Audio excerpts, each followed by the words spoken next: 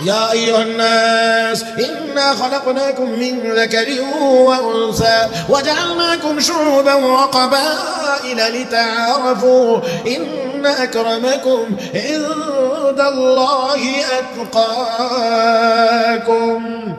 আল্লাহ রাব্বুল আলামিন বলেন, ও দুনিয়ার মানুষ, আদম এবং হাওয়ার মাধ্যমে তোমাদেরকে বানাইলাম, দুনিয়াতে বিভিন্ন গোত্রে বংশে বিভক্ত করে পাঠাইলাম। কেন? লিতাআরাফু, একজনকে যেন আরেকজন সহজে চিনতে পারো। এটা মর্যাদার বিষয় না, মর্যাদার মাপকাঠি না। ইন্না আকরামাকুম ইনদাল্লাহি আতকাকুম, তোমাদের মধ্যে ওই লোকটা দামি যার কলবে আমি আল্লাহর ভয় বেশি, যার কলবে আল্লাহর ভয় বেশি। আর এই রমজান মাস হলো সেই আল্লাহর ভয় অর্জনের মাস, তাকওয়া অর্জনের মাস। লাআল্লাকুম তাত্তাকুন, কুতিবা আলাইকুমুস সিয়াম কামা কুতিবা আলাল্লাযীনা মিন ক্বাবলিকুম লাআল্লাকুম তাত্তাকুন, তাকওয়াওয়ালা যেন আমরা হতে পারি, সেজন্য রোজা ফরজ করা হয়েছে। তার মানে আরো যদি ডাইরেক্ট বলি তো আল্লাহ আমাদেরকে আল্লাহর প্রিয়, আল্লাহর বন্ধু বানানোর জন্য রমজানের রোজা আমাদের উপরে ফরজ করেছে। আসুন, সময় শেষের দিকে, এই জন্যে মাত্র আলোচনা চলছে 3 নম্বরটা, তাও আমি খুব দ্রুত বলার চেষ্টা করছি, সংক্ষেপে বলার চেষ্টা করছি। এক একটা গুণের উপরে আধা ঘন্টা করে আলোচনা করলেও তো 3.5 ঘন্টার প্রয়োজন। আর এখানে আজকে সব মিলাইয়া সময় আছে হয়তো সর্বোচ্চ সব মিলায় ঘন্টাখানেক হবে। তো এর ভিতরে আমাকে একটু দ্রুতই অল্প করে বলেই আমি আগেই বলছি তর্জমা আকারে আপনাদের সামনে পেশ করব। তাহলে 1 নম্বর গুণ হলো নামাজ আদায় করব, একাগ্রতার সহিত নামাজ আদায় করব। 2 নম্বর অনর্থক কথাবার্তা, অনর্থক কাজ আমরা ছেড়ে দেব। 3 নম্বর হলো সফল মুমিনের যাকাত আদায় করবে। এটা মালের যাকাতও হতে পারে, আর কলবের যাকাতও, মানে কলবকে পরিচ্ছন্ন করা, পরিষ্কার করা, তাজকিয়া নফস, আত্মশুদ্ধি করা। আল্লাহ আমাদের সবাইকে তৌফিক দান করুন, সবাই বলি আমিন। 4 নম্বর গুণ আল্লাহ রাব্বুল আলামিন বলেন, ওয়াল্লাযীনা হুম লিফুরুজিহিম হাফিজুন, নিজের যৌনাঙ্গকে তারা হেফাজত করে। আমি আশা করি আপনারা এই কথাটা অতি সহজেই বুঝবেন, আর এটাকে খুব বেশি বিশ্লেষণ করার সুযোগ কম, কারণ শ্রোতা সবাই এক বয়সের না। এই জন্য এতটুকুই কথা আল্লাহ রাব্বুল আলামিন অনুমতি দিয়েছেন, ইল্লা আলা আজওয়াজিহিম, কেবলমাত্র স্বামী তার স্ত্রী, স্ত্রী তার স্বামী। এখানেই এই যৌনাঙ্গে ব্যবহারের অনুমতি আল্লাহর পক্ষ থেকে। আরেকটা আছে আও মা মালাকাত আইমানুহুম, কিন্তু তার বাস্তব প্রয়োগ বর্তমান সময়ে নাই। দাসী বাদী, কিন্তু শরীয়তে কোরআনে যাদেরকে দাসীবান্দি বলা হয়েছে, এই দাসীবান্দির প্রচলন বর্তমানে নাই। বিদায় আমরা আবার ওই আমাদের দেশে অনেকে কাজের লোক, যে মনে রাখবেন এই কোরআনে বর্ণিত আও মা মালাকাত আইমানুহুম দাসী বা বাদী আর বর্তমান কাজের লোক কিন্তু এক জিনিসের নাম না। মুহতারাম হাজরিন, অতএব যদি এদের সাথে কোনো কিছু হয় তাহলে সেটা অবশ্যই সেটা গুনাহ হবে, কবিরা গুনাহ হবে, জিনার গুনাহ হবে। মুহতারাম হাজরিন, তাহলে মোটামুটি ভাবে আমি যে কথা বলতে চাই তা হলো এই, একজন ব্যক্তি যৌনাঙ্গের সঠিক ব্যবহার স্ত্রী স্বামীর কাছে, স্বামী স্ত্রীর কাছে, সহজ ভাষায় সেটা হলো স্বামী স্ত্রী ছাড়া আর কোথাও এই কাজ করা যাবে না। এই কাজ করাটা এটা গুনাহের কাজ। যারা নিজেকে এই জায়গা থেকে অন্য জায়গা থেকে নিজেদেরকে হেফাজত করতে পারে, আল্লাহ রাব্বুল আলামিন বলেন তারাই হবে সফল মুমিন। আর সফল মুমিনের 4 নম্বর বৈশিষ্ট্য হলো তারা নিজের যৌনাঙ্গকে অবৈধ জায়গা থেকে হেফাজত করে। কটা হলো? 4, 5 এবং 6 পরের আয়াতে আল্লাহ রাব্বুল আলামিন বলেন, ওয়াল্লাযীনা হুম লিআমানাতিহিম ওয়া আহদিহিম রাউন, যারা আমানতের রক্ষা করে, ওয়াদা রক্ষা করে। আমানত ওয়াদা কয়টা? 2টা। আমানত ওয়াদা 2টা। আমানতও খেয়ানত করে না, ওয়াদা করলে ওয়াদাও খেলাফ করে। আমরা তো মাশাআল্লাহ দুটোটার মধ্যেই আছি। হ্যাঁ, দুটোটার মধ্যে আছি। আমানত রাখলেও খেয়ানত হয়, আবার ওয়াদা করলেও। হ্যাঁ, দোকান থেকে মাল বাকি আনছে, বলছে আগামী শুক্রবারে দিয়ে এলাম, এই আগামী শুক্রবার আনায় না। হ্যাঁ, আর বেশি চাইলে কয় বেটা দেশ ছেড়ে যেতেছে কি নাকি? হ্যাঁ, এরকম শুরু করলে কা? মুহতারাম হাজরিন, তাই আসেন আল্লাহ রাব্বুল আলামিন বলেন সফল মুমিন যদি হতে হয় তাহলে আমানত রক্ষা করতে হবে। আমানত বিশ্বনবী হাদিস শরীফে ঘোষণা করেছেন মুনাফিকের আলামত 3টে। আয়াতুল মুনাফিক সালাস, মুনাফিকের আলামত 3টা। কথা বলে তো মিথ্যা কথা বলে, ওয়াদা করে তো খেলাফ করে, আমানত রাখলে খেয়ানত করে। তাহলে যদি নিজেকে সফল মুমিন হিসেবে তৈরি করা লাগে তাহলে আমানত রক্ষা করতে হবে, ওয়াদাও রক্ষা করতে হবে। এই হলো 6।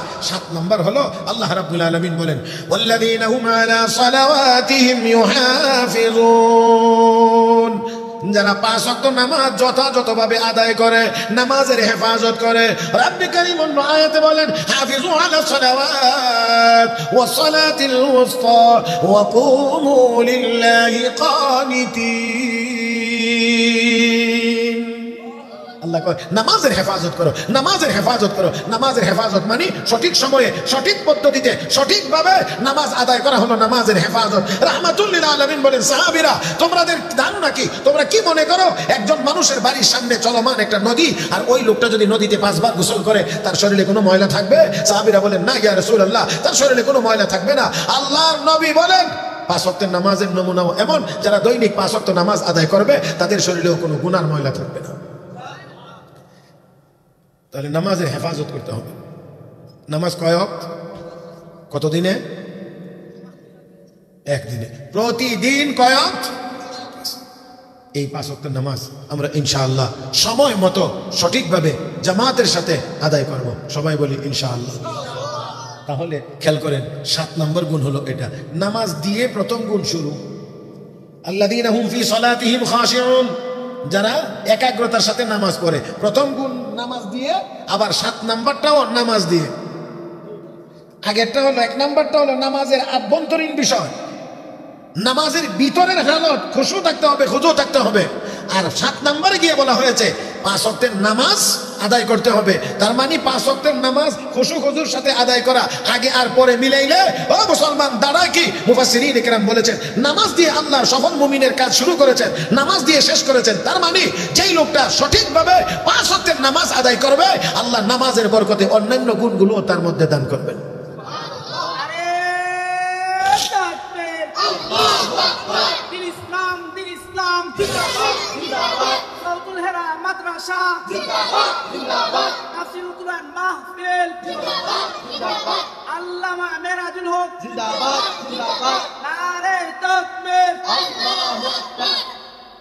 মুহতারাম হাজিরিন, তাই আসুন এই তাকওয়ার মাসে, কোরআন নাজিলের মাসে, এই তাফসীর মাহফিলের শেষ প্রান্তে আমরা পাক্কা নিয়ত করি আর নামাজ কোনোদিন ছাড়ব ইনশাআল্লাহ। আর নামাজ ছাড়ব।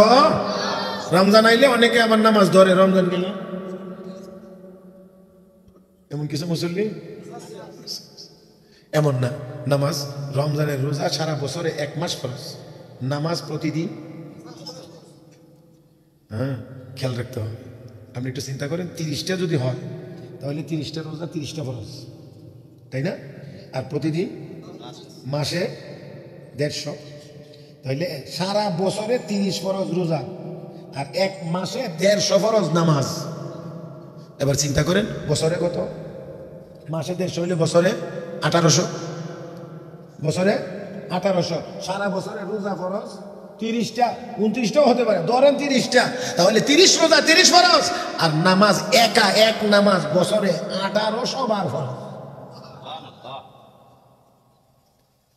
মুহতারাম হাজিরিন, ফরজ হিসাবে রোজার গুরুত্ব কম বলতেছেন, কিন্তু তারপরেও সব মিলায়া রোজার চাইতেও, হজের চাইতেও, যাকাতের চাইতেও নামাজের গুরুত্ব।